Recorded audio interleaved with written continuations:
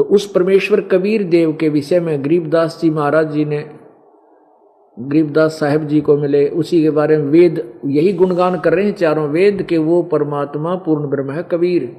और वो ऐसे आता है, अपनी प्यारी आत्माओं को मिलता है, अपने शरीर को हल्का करके आता है। अब गरीबदास जी ने अपनी ब्रह्म वेदी में कहा है, गरीबदास जी ने अपनी अमृतवाणी में परमेश्वर की महिमा बताते हैं। गैबी ख्याल विशाल सतगुरु अचल दिगंबर थीर हैं, भक्ति हेत अन काया धर आए, अवगत सहत कबीर है। अब वही ज्ञान तो पवित्र वेद बतावें और वही ज्ञान आंखों देखा संत बतावें, तो फिर के कंसेप्ट क्लियर होने में कसर रहेगी? फिर क्या कौन सी कमी रहेगी? भगवान कौन है, कैसा है, कहाँ रहता है और कैसे हमें मिलता है, किस किस को मिला है, ये प्रमाण हमारे समक्ष है। गैबी ख्याल विशाल सतगुरु अचल दिगंबर थीर हैं, भक्ति हेत आन काया धर आए, अवगत सहत्य कबीर है। नानक दादू अगम अगादू, तेरी जहाज खेवट सही, सुख सागर के हंस आए, भक्ति हीरंबर उर्दरी। कोटि भानु प्रकाश पूर्ण, रोम रोम की लारे है, अचल अभंगी है सतसंगी, ये अवगत का दीदार है। धन सत्य गुरु उपदेश देवा, 84 भ्रम मेटही, तेज पुंज अन देह धर कर, इस विधि हमको बैठ ही। शब्द निवास आकाश वाणी, ये सत्य गुरु का रूप है। चंद सूरज ना पवन न पानी, न जा छाया धूप है। रहता रमता राम साहेब, अवगत अलह अलेख है। भूले है पंथ विटम्बवादी, वो कुल का खाविंद एक है। रोम रोम में जाप जप ले, अष्ट कमल दल मेल है। सुरत नृत को कमल पठाओ, जहाँ दीपक बिन तेल है। हरदम खोज हनोज हाजर, त्रिवेणी के तीर हैं। दास गरीब तबीब सतगुरु, बंदी छोड़ कबीर हैं। आदरणीय गरीबदास साहिब जी ने कहा है कि ये गैबी ख्याल विशाल सतगुरु अचल दिगंबर थीर है। गैबी माने गुप्त, ये विशेष रहस्यमय ज्ञान है जो मैं तुम्हें बता रहा हूं। वो परमात्मा अचल दिगंबर थीर है। थीर माने सदा रहने वाला, स्थिर। भक्ति हेत कायाधर आए, वो अन्य कायाधर आए, अवगत सत कबीर है।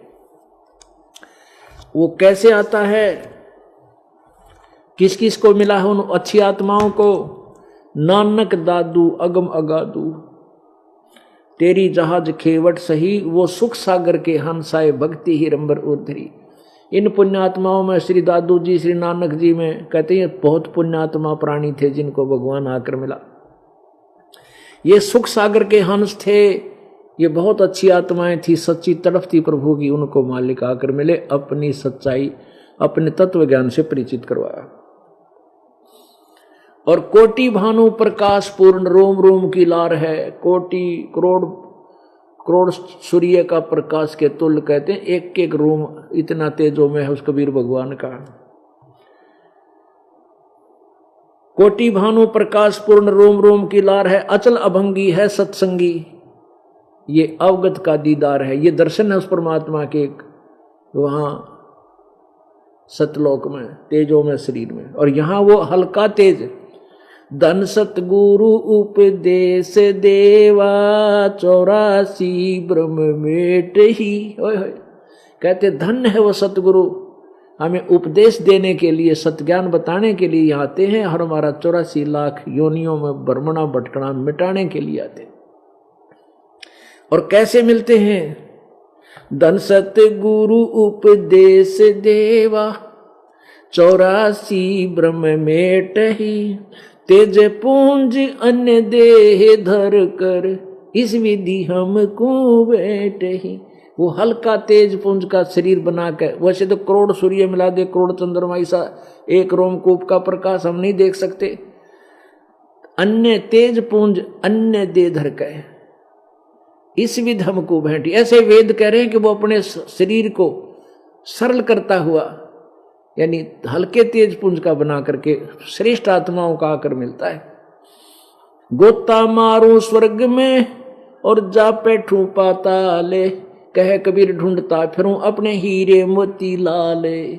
खुद परमात्मा वही वाणी कह रहे हैं कि गोता मारू स्वर्ग में चला जाता हूं, और फिर जा बैठूं पाताल, और कह कबीर मैं अपना ढूंढता फिरूं अपने हीरे मोती लाल। अपनी प्यारी आत्माओं को ढूंढ ढूंढ के अपने से परिचित कराता हूं, फिर वो ना जाने कितनों को परिचित करा देते, मेरी महिमा गाते हैं। शब्द निवास आकाश वाणी, यो सत्य गुरु का रूप है।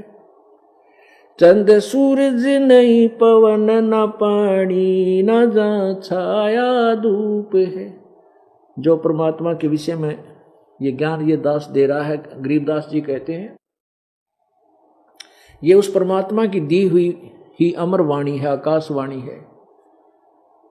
और ये वहां रहता है परमात्मा, जाना कोई चंद्रमा ना सूर्य, स्वयं प्रकाशित लोक है वो। रहता है रमता राम साहेब, अवगत अलह अलेख है। भूले है पंथ विटम्बवादी, वो कुल का खाविंद एक है। ये नाना प्रकार के पंथ बन गए, कहते हैं ये भूल रहे हैं वो कुल का मालिक, कुल का स्वामी, कुल का पति। खामिद माने पति, खसम, वो कुल का मालिक एक ही बंदी छोड़ है, वो एक ही सबका मालिक है। कुल का मालिक कबीर है। रोम रोम में जाप जप ले, अष्ट कमल दल मेल है। सुरत नृत को कमल पठाओ, जहाँ दीपक बिन तेल है। कहते जो तुम्हारे को मंत्र दिया उसका जाप करते रहो। और नहीं यकीन होता है तो अंदर जाकर देखो, शरीर में सबके एक जैसे कमल बने हैं, और उनमें बगैर किसी तेल के, यानी दीपक ज्योति जग रही है, प्रकाश है।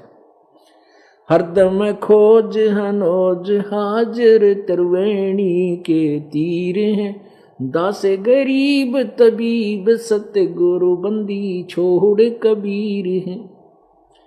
हरदम खोज हनोज हाजिर, त्रिवेणी के तीर है। दास गरीब तबीब सतगुरु, तबीब माने वैद, यानी हर तरह के रोग के काटने वाला, जन्म मृत्यु के रोग को काटने वाला, और यहाँ के शरीर के दुखों को भी दूर करने वाला, वो बंदी छोड़ कबीर है।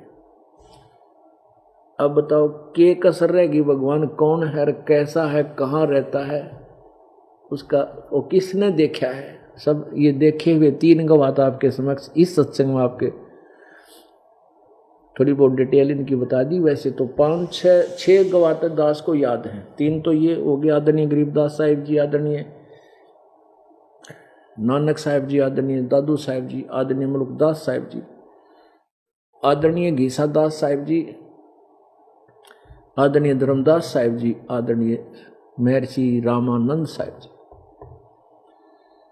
ये तो उस परमात्मा के आंखों चश्मदीन गवाह बोलने हुए हैं, और वेद उनका भेद जो का त्यों बता रहे हैं। तो इससे सिद्ध हो गया कबीर इज गॉड, कबीर परमात्मा। पुण्यात्माओं, जैसे धर्मदास साहिब जी को परमात्मा आकर मिले थे, कैसे मिले थे? इसी प्रकार एक जिंदा महात्मा का रूप बना के, और जिसमें धर्मदास साहिब जी वो बांधवगढ़ के रहने वाले थे। बांधवगढ़ एक स्थान है एमपी में, मध्य प्रदेश में बांधवगढ़। उस बांधवगढ़ में रहा करते थे, बहुत बड़े पैसे वाले सेठ थे। अब पैसे वाला सेठ इसलिए बताना आवश्यक है कि इतना धन होते हुए भगवान की चसक जिसके अंदर हो तो वो पुण्यात्मा होते हैं। इतना पैसा था धर्मदास जी लाला जी के यहाँ। कहते हैं जब वहाँ के नवाब पर कोई आपत्ति आ जाती थी तो उनके धर्मदास के दादाजी पे, पिताजी पे वित्तीय सहायता प्राप्त किया करता था। और भी बहुत सी बताते हैं कि उनके अपने व्यापार की कुछ ऐसे बहुत से साधन थे। तो कहने का भाव यह है कि वो व्यक्ति भगवान की तलाश में, जैसा भी उसको किसी संत ने मिसगाइड कर रखा था, उस रूपदास संत जी के कहने से वो धर्मदास जी मथुरा में गया हुआ था और वहां वृंदावन के जोड़ में स्नान करके और बाहर बैठ गया। एक कुछ स्थान मिट्टी ते लीप के और उसके ऊपर बैठ करके पहले जोत जलाई। भगवान विष्णु जी की मूर्ति थी, उसको नवाया धोया, नए कपड़े पहनाए और फिर गीता जी का पाठ करने लग गए। परमात्मा बड़े ध्यान से जिंदा महात्मा यानी एक साधु से का रूप बना के, जो मुसलमान हम होते जिंदा महात्मा एक और कोट सा पहनते हैं घुटना ताई का, और दाढ़ी बड़ी होती है, सिर पे बाल होते हैं, एक टोप सा पहनता है ऐसे। उस जिंदा का रूप बना करके, महात्मा का रूप बनाकर परमात्मा धर्मदास जी से थोड़ी सी दूरी पर बैठकर धर्मदास जी द्वारा की जा रही आध्यात्मिक क्रियाओं और उस गीता जी के पाठ का ध्यान से श्रवण करने लगा। धर्मदास जी ने 7वां अध्याय पढ़ा, क्योंकि वो प्रतिदिन एक एक अध्याय पढ़ा करते। अब 7वां अध्याय पढ़ा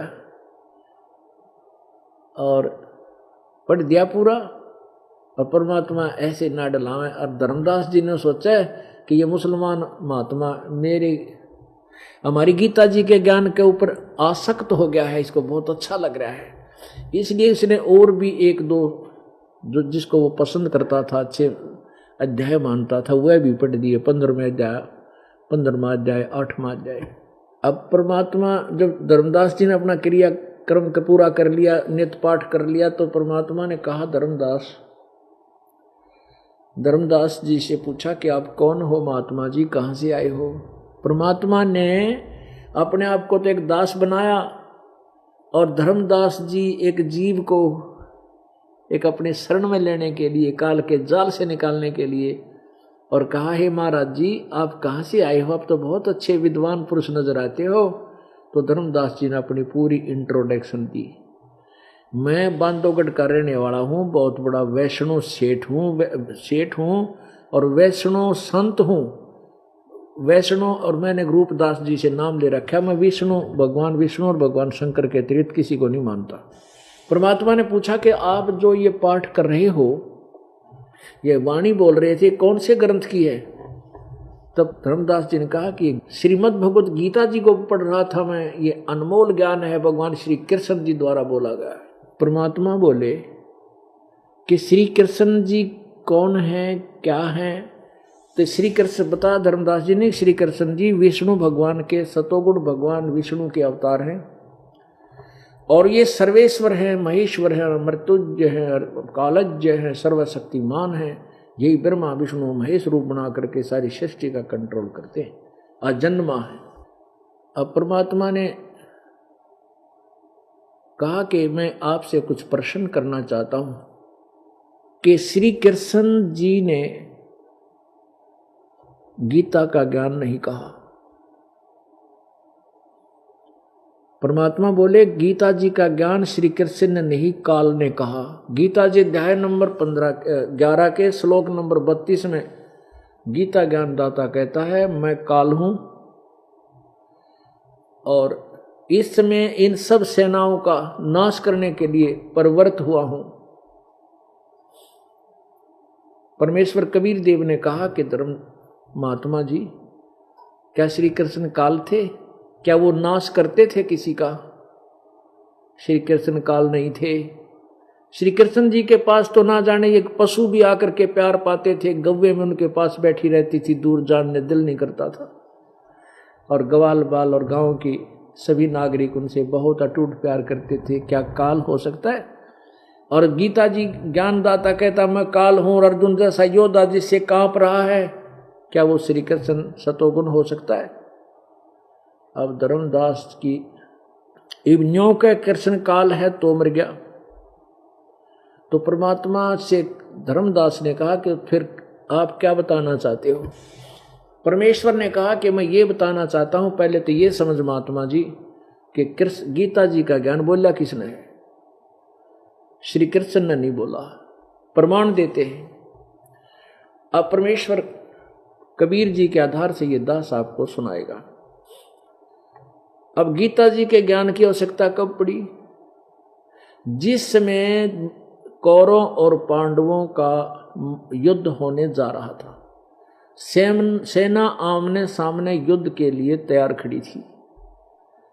अर्जुन ने श्री कृष्ण जी से कहा कि आप मेरे रथ को दोनों सेनाओं के बीच खड़ा कर दे। ऐसा कर दिया गया। तो पुण्यात्माओं, युद्ध क्यों हो रहा था? युद्ध हो रहा था कि कौरव और पांडवों का आपस में भाई बंटवारा ना हो रहा था। अब पांडवों ने क्या हुआ था कि धृतराष्ट्र अंधा था और वो बड़ा था पांडु से, पांडव छोटा था, छोटा, 2 भाई थे ये। तो धृतराष्ट्र के 100 लड़के हो गए, 101, और पांडु को राजगद्दी दे दी हस्तिनापुर की। किस लिए दे दिया गया? कि धृतराष्ट्र अंधा है, ये राज नहीं कर सकता, और पांडु गद्दी में बैठा दिया छोटा भाई।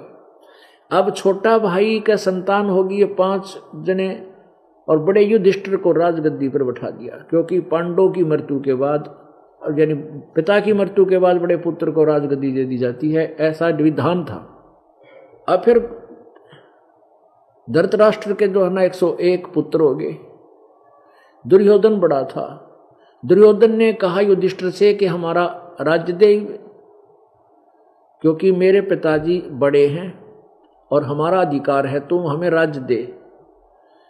अब युधिष्ठिर ने कहा भी न्यू ये राज्य कैसे दे दूं, मुझे तो पिता से प्राप्त हुआ है, और वो तो बात पहले जा चुकी है, खत्म हो गई। अब तो हमारी परंपरा चलेगी, जैसे मैं बड़ा हूं तो मुझे मेरे पुत्र को बड़ा होगा उसको राज्य, ऐसे चलता है, ये नियम है, विधान है। नहीं दिया तो उसने अपने मामा सुकनी से जाकर सलाह ली। किसने? दुर्योधन ने। तो सुकनी उनका मामा जी चतुर आदमी था, उसने कहा तू ऐसे कर, पांडवों को जुआ खेलने के लिए तैयार कर ले। उन्होंने जुआ खेलने के लिए तैयार कर लिए, और ऐसे ही जुए में हेरा फेरी करके और पांडवों से सारा राज जीत लिया, और द्रौपदी तक को भी जीत लिया, और शर्त रख दी कि 12 वर्ष तक तो तुम वनवास रहोगे, और 13वां वर्ष अज्ञात रहेगा। अगर 13वें वर्ष में तुम मुझे दिखाई देगे, कहीं मिल गए, तो 12 वर्ष का फिर वनवास रहेगा, और उसके बाद तुम्हें तुम्हारा राज्य वापस कर दिया जाएगा। ये शर्त रखी थी। अब वो 12 वर्ष और 13 वर्ष सारे भोग करके पूरे वापस आगे युधिष्ठिर, अब उन्होंने कहा हमारा राज्य वापस दे। दुर्योधन कहने लगा ये तो मेरे बाप दादा की संपत्ति है, तुझे क्यों दे दूं, तू क्या मांगे, भाग यहां से। कहने का भाव ये ऐसा, उनका भाई बंटवारा नहीं हुआ, जिस कारण से उन्होंने ये ठान ली कि दुर्योधन ने कहा कि यदि तेरे में ताकत है तो युद्ध करके ले ले। अब जब ये विनाश होने को जा रहा था तो रिश्तेदार बीच बचाव करते हैं, बीच बचाव आकर करते हैं। सभी रिश्तेदार आए, मीटिंग, कई बार मीटिंग हुई, पंचायत हुई, नहीं माने। भगवान श्री कृष्ण भी 3 बार शांति दूत बनकर गया, क्योंकि भगवान श्री कृष्ण की बहन सुभद्रा अर्जुन के ब्याही थी, यानी वो उनका अर्जुन का साला था श्री कृष्ण जी, यानी नाती थे वह। इसलिए अपने बहन का घर उजड़ते देखकर श्री कृष्ण जी ने भी 3 बार प्रयत्न किया कि इनका झगड़ा ना हो और बात सुलझ जा। जब तीसरी बार श्री कृष्ण जी उनका सुलह आपस में कंप्रोमाइज कराने गए तो उन्होंने बता दिया कि हम अब तत् से मस नहीं होंगे। दुर्योधन ने कहा, पांडव भी वहीं उपस्थित थे। श्री कृष्ण जी ने सोचा कि शायद पांडव मेरे रिश्तेदार हैं, मेरे रिलेटिव हैं, इसलिए ये मान रहे हैं कि श्री कृष्ण हमारे साथ है, इसलिए हम विजयी होंगे ही होंगे और श्री कृष्ण जी की सेना भी हमारे साथ होगी, मथुरा वाली, द्वारका वाली। तो कहीं इसलिए ये हार ना मान रहे हो, इसलिए ना युद्ध से हट रहे हो। तो भगवान श्री कृष्ण युद्ध नहीं चाहते थे। भगवान श्री कृष्ण ने कहा पांडव और कौरवों को, भाई सुन लो, एक तरफ मेरी सेना होगी, एक तरफ मैं हूंगा, यानी आज एक तरफ मैं हूंगा तुम कोयसे की तरफ, एक तरफ मेरी सेना होगी, और तुम्हारी इच्छा मांग लियो जो सी तुमने ठीक लगे, और मैं हथियार भी नहीं उठाऊंगा, निहत्था रहूंगा। अब ये बात सुनकर पांडवों के पैरों के नीचे की जमीन खिसक गई कि भगवान श्री कृष्ण, क्योंकि हमने इतनी बेशर्मी हम कर नहीं सकते, सेना मांग ले अपने रिश्तेदार न छोड़ के। इतना तो हमने करना पड़ेगा कि हम अपने रिश्तेदार को ही मांगेंगे और दुर्योधन के पास सारी सेना चली जाएगी। और फिर भगवान कह रहे मैं हथियार नहीं उठाऊं। चलो पहले थे सुदर्शन चक्र ते मार मुर दिया करते थे, अब वो भी कहे मैं हथियार ना उठाऊं, तो हमारी हार निश्चित है। पांडवों ने मन में एकदम अपाया बात आ गई। पांडवों ने कहा कि भगवान हम बाहर मीटिंग से बाहर जाकर कुछ अपना विचार विमर्श कर लेते हैं जो आपने कहा है। 5 पांडव बाहर आ गए। कुछ देर बाद सलाह मशुरा करके उन्होंने कहा कि हम भगवान कृष्ण से कहते हैं कि हमें 5 गांव दिला दे, हम युद्ध नहीं करेंगे। अब श्री कृष्ण जी को मीटिंग से बाहर बुलाया और प्रार्थना की कि भगवान हमें 5 गांव दिला दो, हम युद्ध नहीं करना चाहते, हमारी इज्जत भी रह जाएगी और युद्ध भी ना होगा, क्योंकि आप नहीं चाहते युद्ध हो। श्री कृष्ण की खुशी का ठिकाना नहीं रहा और ये कहकर के 5 पांडव अपने घर आ गए। श्री कृष्ण जी खुशी खुशी से उस मीटिंग में गया जहां सारे पांडव बैठे थे, दुर्योधन बैठा था, योद्धा खड़े थे, उसकी सेना खड़ी थी, कुछ सैनिक अंगरक्षक खड़े थे। श्री कृष्ण जी ने कहा कि दुर्योधन बन गई बात, कि दुर्योधन बन गई बात, हो गया कंप्रोमाइज और युद्ध टल गया। पांडव कहते हैं कि हमें 5 गांव दिला दो, हम युद्ध नहीं करेंगे। तो दुर्योधन 5 गांव दे दे उनको और बाकी राज तेरा ही रहा। अब कहते हैं विनाश काले विपरीता बुद्धि, जब नाश होया करना उल्टी सोच चल कर आदमी में। अब दुर्योधन ने सोचा कि ये डर गए और क्यों यो समस्या गढ़ में रखी और 5 गांव दूंगा तो ये फिर शक्तिशाली हो जाएंगे। तो दुर्योधन ने कहा कि कौरवों के लिए तो सुई की नोक टेक इतना जमीन नहीं है, और उनको लेना है तो युद्ध करके ले लेंगे। अब इस बात से श्री कृष्ण जी क्षुब्ध हो गए, गुस्सा आ गया उनको। कहने लगे दुर्योधन तू तो भाई एक शैतान पैदा हो गया धृतराष्ट्र के, तो इंसान नहीं है, तू तो नाश करना पैदा हो गया, नाशक। अरे अब कहां 5 गांव की दाराज, तेरी बुद्धि भ्रष्ट होगी, तेरा सर्वनाश निकट है, समझ लेना। अब राजा के अंदर अभिमान होता है। अब दुर्योधन ने सोचा कि ये मेरे को कटुवचन बोल रहा है कि द्वारका का व्यक्ति इतनी दूर आके बकवाद कर रहा है। दुर्योधन ने कहा अपने सैनिकों से कि योद्धाओं इस कृष्ण को पकड़ो और कैद में डाल दो। अब जो ही दुर्योधन का आदेश पाते ही योद्धा लोग चले श्री कृष्ण को पकड़ने के लिए। श्री कृष्ण जी ने अपना विराट रूप दिखाया। उस विराट रूप को देखकर ऐसे घबरा गए, कोई किधर पड़ा है, कोई किधर पड़ा है। उनकी आंखों देख नहीं सके उनके रूप को, इतना तेज था। और श्री कृष्ण जी सभा से निकल आए और द्वारका चले गए। अब पुण्यात्माओं, युद्ध की तैयारी होगी। अब युद्ध की तैयारी हुई तो आदि से 7 अक्षौणी सेना तो पांडवों की थी, 11 अक्षौणी सेना थी कौरवों की। यानी 11 करोड़ तो समझ लो, एक वैसे समझने के लिए 11 करोड़ सेना तो कौरवों की और 7 करोड़ सेना पांडवों की आमने सामने खड़े हो गई। रुद्र। अब उस समय श्री कृष्ण अर्जुन का रथवान,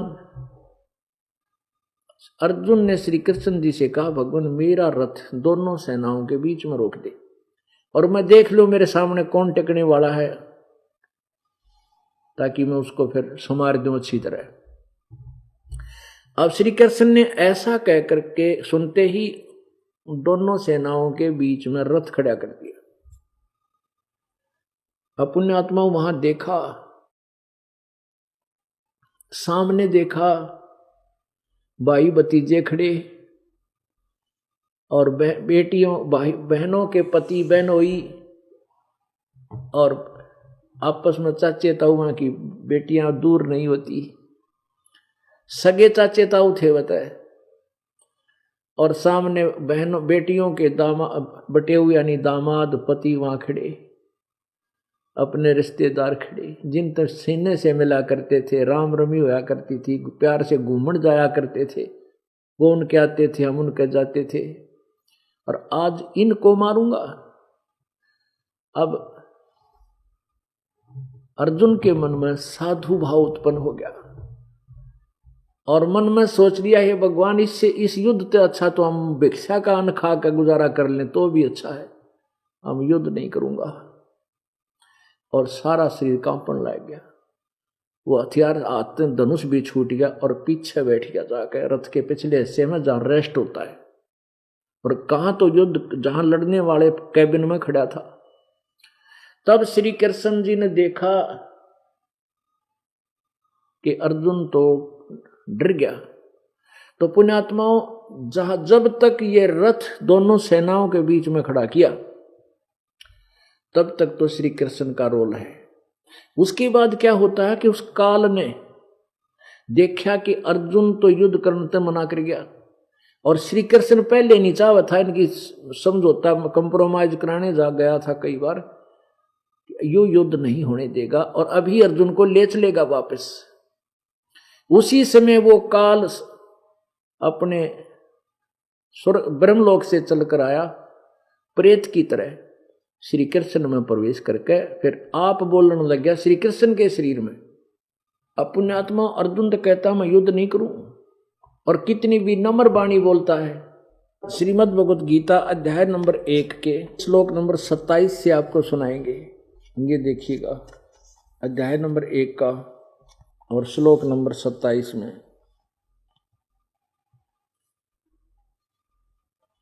हाँ, पहले 26 को देखते हैं। 26 में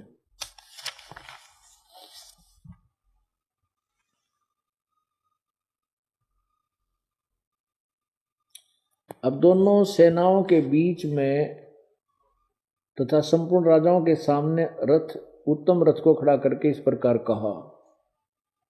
और कृष्ण ने कहा कि जुटे युद्ध में जुटे कौरवों को देख। 26 में कहता है कि उनको देख के इसके बाद कुंती पृथुपुत्र अर्जुन ने उन दोनों ही सेनाओं में स्थित ताऊ चाचों को, मामाओं को, भाइयों को, पुत्रों को, पौत्रों को तथा मित्रों को, ससुरों को और सुहृदों को भी देखा। उन उपस्थित संपूर्ण बंधुओं को देखकर वे कुंती पुत्र अर्जुन अत्यंत करुणा से युक्त होकर शोक करते हुए ये वचन बोले। अर्जुन ने ये वचन बोले 28-29 में, हे कृष्ण, युद्ध क्षेत्र में डटे हुए युद्ध के अभिलाषी इस सौजन समुदाय को देखकर मेरे अंग शिथिल हुए जा रहे हैं और मुख सूखा जा रहा है तथा मेरे शरीर में कंपन एवं रोमांच हो रहा है। 30 में कहा, हाथ से गांडीव धनुष छूट गिर रहा है और त्वचा भी बहुत जल रही है तथा मेरा मन भ्रमित सा हो रहा है, इसलिए मैं खड़ा होने के भी मैं भी समर्थ नहीं हूं। 31 में, हे केशव, लक्षणों को भी मैं विपरीत देख रहा हूं। युद्ध में सौजन समुदायों को मारकर कल्याण भी तो नहीं देखता, अपने आदमियों ने मार के बता के भला हुआ हमारा। 32 में कहा है, हे कृष्ण, मैं न तो विजय चाहता हूं और न राज्य तथा सुख को ही। हे गोविंद, हमें ऐसे राज्य से क्या प्रयोजन अथवा ऐसे भोगों से और जीवन से भी क्या लाभ है।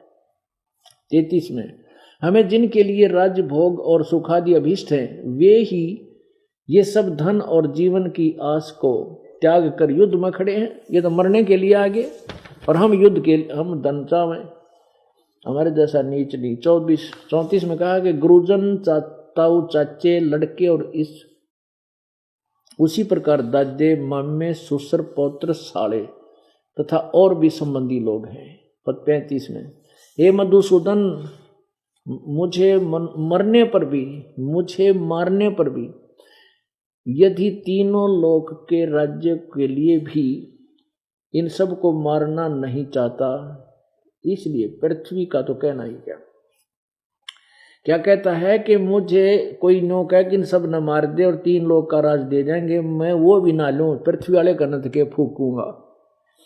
आगे देखो 36 में, हे जनार्दन, धृतराष्ट्र के पुत्रों को मारकर मैं क्या प्रसन्नता होगी, हमें क्या प्रसन्नता होगी।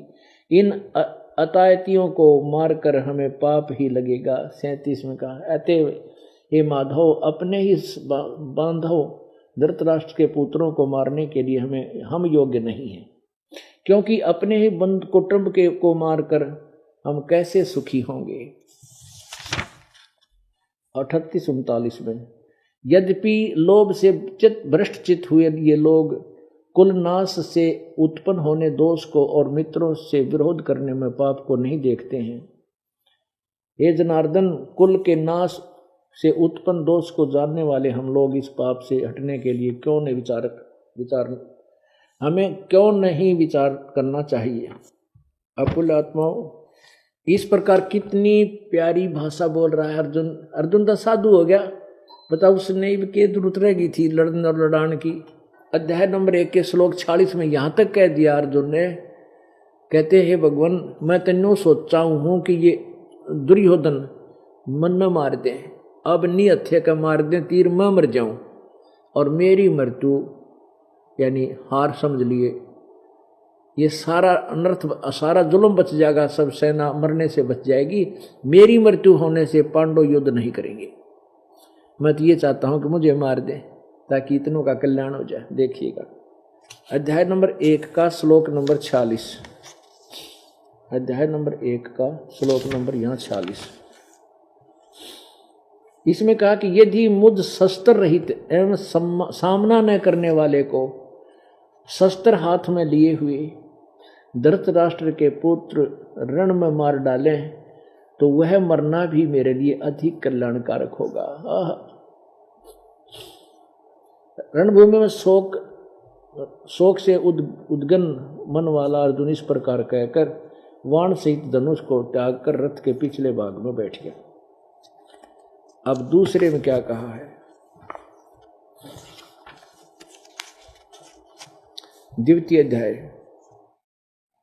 अब दूसरे अध्याय में कहा है प्रथम श्लोक में कि उस प्रकार करुणा से व्याप्त और आंसुओं से पूर्ण तथा व्याकुल नेत्रों वाले शोक युक्त उस अर्जुन के प्रति भगवान मधुसूदन ने यह वचन कहा।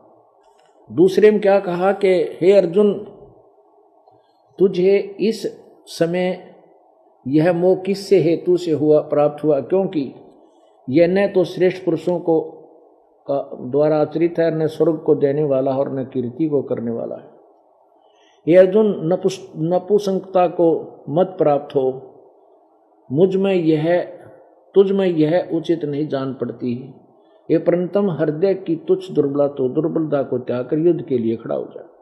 अब दूसरे अध्याय के चौथे, पांचवें, छठे में कमाल कर दिया। अब देखिएगा अध्याय नंबर 2 का श्लोक नंबर 4 में क्या कहा अर्जुन ने। हे मधुसूदन, मैं रणभूमि में किस प्रकार बाणों से भीष्म पितामह और द्रोणाचार्य के विरुद्ध लड़ूंगा, क्योंकि हे हरिसूदन ये दोनों ही पूजनीय हैं। 5वें में कहा है, महानुभाव गुरुजनों को न मारकर और इस लोक में भिक्षा का अन्न भी खाना कल्याणकारक समझता हूं, क्योंकि गुरुजनों को मारकर भी इस लोक में रुधिर से सने हुए और अर्थ काम रूप भोगों को ही तो भोगूंगा। और यह भी नहीं जानते कि हमारे लिए युद्ध करना और न करना इन दोनों में से कौन सा श्रेष्ठ है, अथवा नहीं जानते उन्हें हम जीतेंगे, वह हमको जीते, वो हमको जीतेंगे, और जिनको मारकर हम जीना भी नहीं चाहते वे ही धृतराष्ट्र के पुत्र हम हमारे सामने मुकाबले में खड़े हैं। अब पुण्यात्मा लास्ट में ये कह दिया अर्जुन ने कि हम तो भिक्षा का अन्न मांग कर खा लेंगे, पर इस राज की जरूरत नहीं जो इतने बुरे कुकर्म से, ऐसे जुल्म से प्राप्त होगा हमको।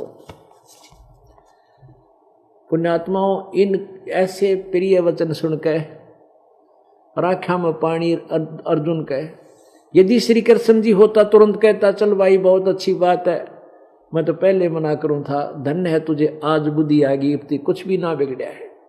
नहीं, उसी समय वो काल बोल रहा था श्री कृष्ण में प्रवेश करके, और वो कैसे प्रवेश हो जाता है इसका प्रमाण आपको थोड़ा सा देंगे, क्योंकि ये बहुत बड़ा कंसेप्ट है। जब तक हमारे हृदय में यह बात नहीं धसेगी कि श्री कृष्ण की नहीं काल बोल रहा है, वो ब्रह्म बोल रहा है गीता जी को श्री कृष्ण में प्रवेश करके, तब तक हम इस पवित्र सदग्रंथ गीता जी को समझ नहीं सकते किसी सूरत में। और इसलिए आपको ये समझाना सबसे पहले, ये क्लियर करना, स्पष्ट करना जो है उचित समझता है ये दास, कि आप ये समझें कि गीता जी का ज्ञान श्री कृष्ण ने नहीं, काल ने बोला। अब देखिएगा श्री विष्णु पुराण। अब ये काल क्या कैसे कमाल करता है, ये ब्रह्मा रूप धारण कर लेता है, ये विष्णु रूप धारण कर लेता है, ये शिव रूप धारण कर लेता है। अब जैसे कोई विष्णु रूप में स्तुति करते हैं, विष्णु जी को सर्वेश्वर मान कर स्तुति करते, विष्णु रूप धारण करके सामने प्रकट हो जाता है, तो वो साधक सोचते हैं ये श्री विष्णु जी ही परम पिता है, परमात्मा है। इसलिए ये कहीं उसको परब्रह्म बोलते हैं, कहीं विष्णु जी बोलते हैं। ये देखिएगा श्री विष्णु पुराण, ये श्री विष्णु पुराण गीता प्रेस गोरखपुर से प्रकाशित है। इसके अनुवाद करता है श्री मुनिलाल गुप्त। और ये कहाँ से प्रकाशित है? प्रकाशक एवं मुद्रक हैं गीता प्रेस गोरखपुर, गोविंद भवन कार्यालय कोलकाता का संस्थान। अब यहां देखिएगा इसके 233 पृष्ठ पे, 233 पृष्ठ पे आपको दिखाते हैं।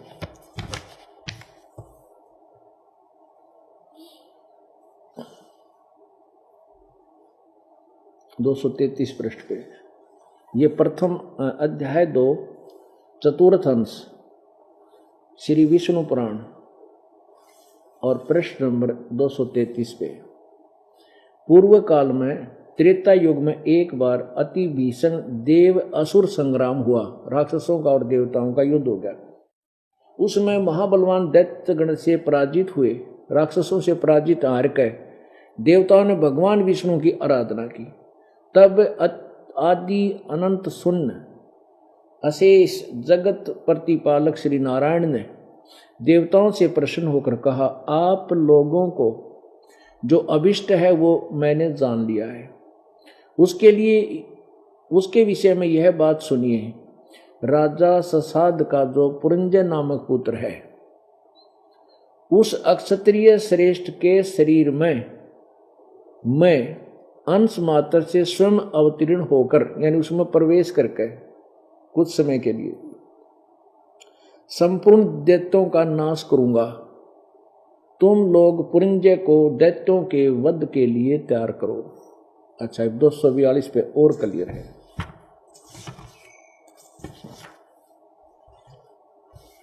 यही तृतीय चतुर्थ अंश और तृतीय अध्याय 3 श्री विष्णु पुराण 242 पृष्ठ पे। पूर्व काल में मोनेय नामक 6 करोड़ गंधर्व रहते थे। उन्होंने समस्त नागकुल के प्रधान रत्न और अधिकार छीन लिए थे।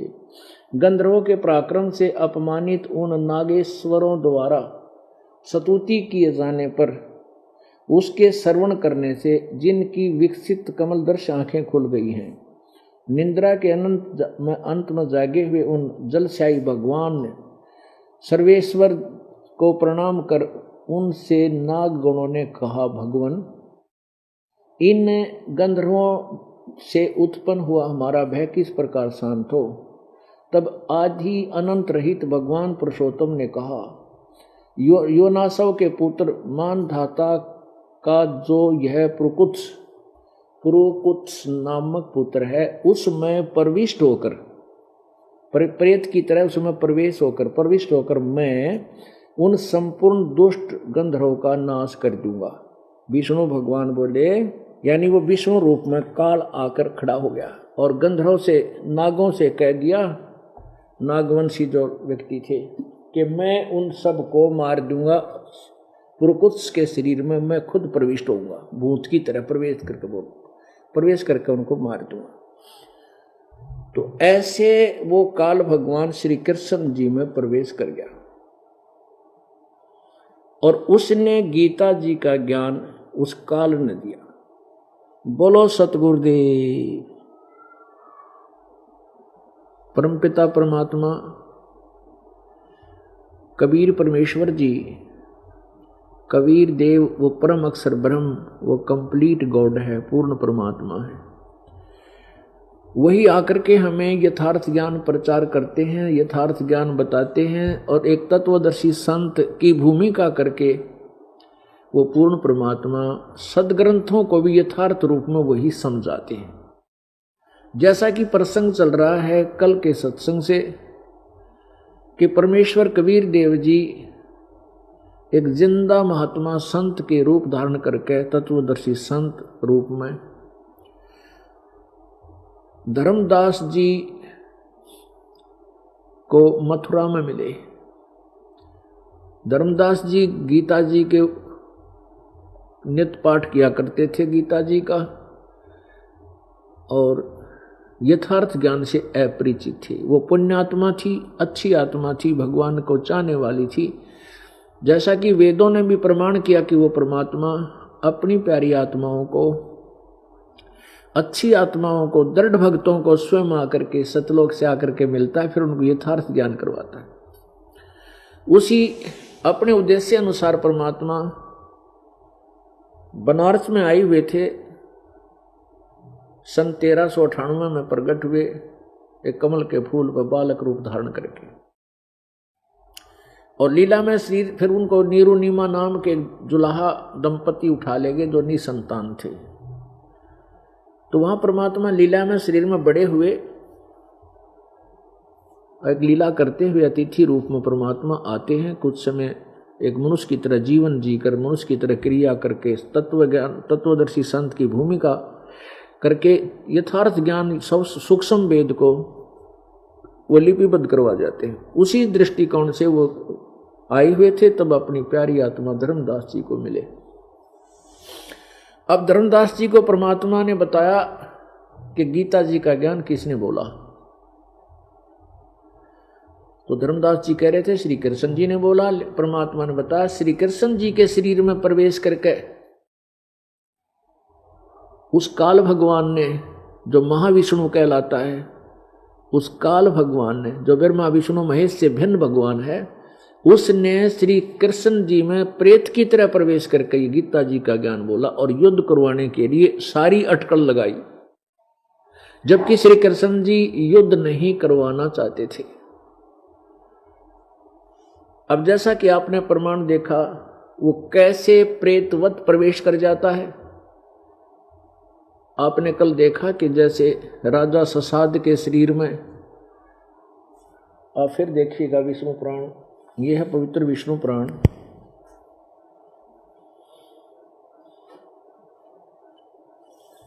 गीता प्रेस गोरखपुर से प्रकाशित है।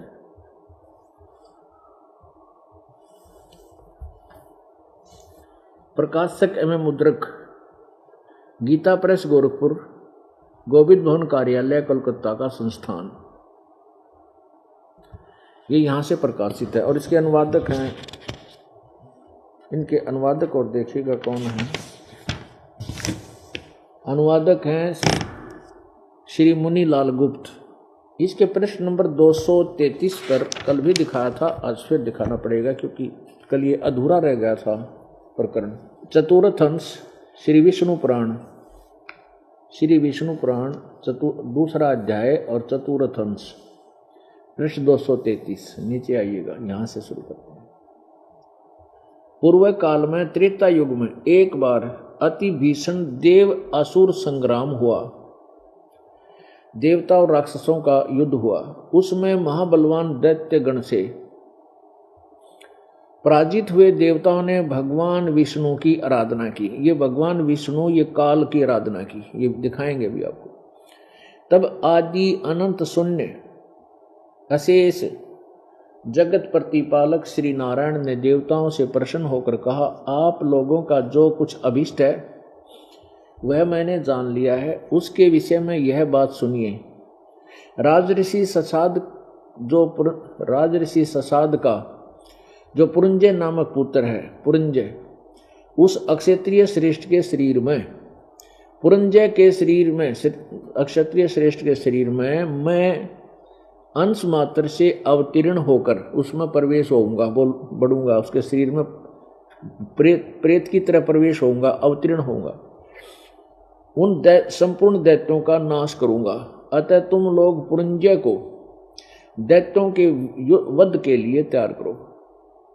यानी तुम पुरंजय को तैयार करो और मैं उसमें प्रवेश होऊंगा और उनको फिर मार दूंगा, राक्षसों को।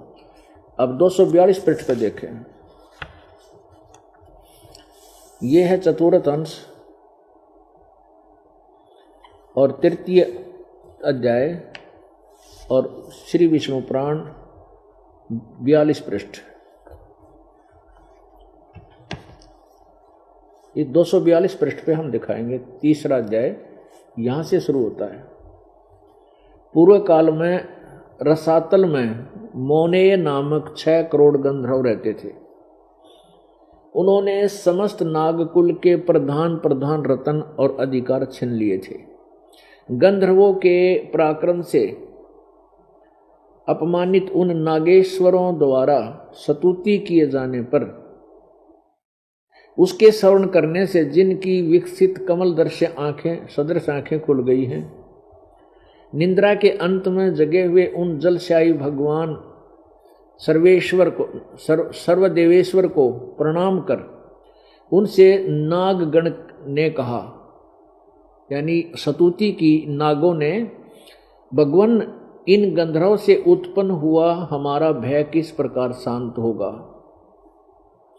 तब आदि अनंत रहित भगवान पुरुषोत्तम ने कहा, युवनासव के पुत्र मानधाता का जो पुरुकुत्स नामक पुत्र है, उसमें प्रविष्ट होकर उसमें प्रवेश करके मैं उन संपूर्ण दुष्ट गंधर्वों का नाश कर दूंगा। प्रेत की तरह प्रवेश होऊंगा पुरुकुत्स के शरीर में और फिर उनको मैं मारूंगा। कौन कहते हैं? ये महाविष्णु, जो ब्रह्मा विष्णु महेश से भिन्न है। अब यहाँ ये क्लियर करना है कि ये कौन बोल रहा है। ये ब्रह्मा विष्णु महेश से अलग जो महाविष्णु, क्योंकि शिवपुराण के अंदर महाशिव की महिमा है, वो ब्रह्मा विष्णु महेश से अलग भिन्न है। ऐसे ही इसमें महाविष्णु की महिमा है, वो ब्रह्मा विष्णु महेश से कोई और है, वो बोल रहा है। ये देखिएगा प्रश्न नंबर 32 पे, वो इनसे भिन्न है कोई। ये प्रश्न नंबर 32, प्रश्न नंबर 32 पे श्री विष्णु पुराण अध्याय 9 और प्रथम अंश। जिस अभूतपूर्व देव की ब्रह्मा विष्णु और शिव रूप शक्तियां हैं, वही भगवान विष्णु का परम पद है। जिस अभूतपूर्व देव की ब्रह्मा विष्णु और शिव रूप शक्तियां हैं, ये ब्रह्मा विष्णु शिव और हैं, और वही भगवान विष्णु का परम पद रूप है। हे सर्वेश्वर, हे सर्वभूतात्मन, हे सर्वरूप, हे सर्वधार, हे अच्युत, हे विष्णु। ये वो विष्णु है जिस विष्णु के बारे में कहा जा रहा है कि मैं उसमें ये विष्णु बोल रहा है, ये काल बोल रहा है, ब्रह्मा विष्णु महेश से अलग है। हे विष्णु, हम भक्तों पर प्रसन्न होकर हमें दर्शन दीजिए। अब प्रार्थना करता खुद मान रहा है कि ब्रह्मा विष्णु और शिव से रूप शक्तियां हैं, वह भगवान विष्णु का परम रूप है। वही पर भगवान विष्णु का, जिसको देवगुण मुनिगण शंकर और मैं कोई नहीं जान सकते, उस वही परमेश्वर विष्णु का परम पद है। आगे देखिए 102 पर, प्रश्न नंबर 102 पर आपको दिखाते हैं, यानी इनसे अलग है कोई और। 102-3 पर देखिए, ये है 102 पृष्ठ, श्री विष्णु पुराण अध्याय 22 प्रथम अंश। यहां देखो 102 पृष्ठ पे, हे ब्रह्मन, ब्रह्मा विष्णु और शिव ब्रह्म की प्रधान शक्तियां हैं। ये ब्रह्म, हमने यही सिद्ध करना है कि ब्रह्म उसमें प्रवेश करके बोला था कृष्ण में। महाविष्णु कहो, काल कहो, ब्रह्म को, ब्रह्मन ब्रह्मा विष्णु और शिव ब्रह्म की प्रधान शक्तियां हैं। उनसे न्यून देवगण हैं और उनके अनंतर दक्ष आदि प्रजापति गण हैं। 103 पर अब देखो प्रश्न नंबर 103 पर, हे महाभाग, ये सर्व ब्रह्म है विष्णु श्री विष्णु भगवान सर्व ब्रह्म है, यानी इस ब्रह्म को ही विष्णु कहते हैं। श्री विष्णु भगवान समस्त पराशक्तियों के प्रधान और ब्रह्म के अत्यंत निकटवर्ती मूर्त ब्रह्म स्वरूप है। अब हमने यही सिद्ध करना है कि जो ब्रह्म है वो ये काल है और इसी को महाविष्णु बोलते हैं, ये अज्ञानतावश। अब देखिए 128 पृष्ठ पे क्लियर हो जाता है, श्री विष्णु पुराण अध्याय 7 और 8, अध्याय 7 में दिखाएंगे एक, और प्रश्न नंबर 128 पे अध्याय नंबर 7 8 आगे से होता है। जिससे यह संपूर्ण जगत उत्पन्न हुआ है, जो स्वयं जगत रूप से स्थित है, जिसमें यह स्थित है तथा जिसमें यह लीन हो जाएगा, वह परब्रह्म ही विष्णु भगवान है। अब देखो आगे फिर ये, क्योंकि ये ब्रह्मा विष्णु महेश से अलग है, उसी को कभी ब्रह्म बोल देते हैं, कभी विष्णु भगवान, वही परब्रह्म ही विष्णु भगवान है। वह ब्रह्म ही उन विष्णु का परम धाम परम रूप है।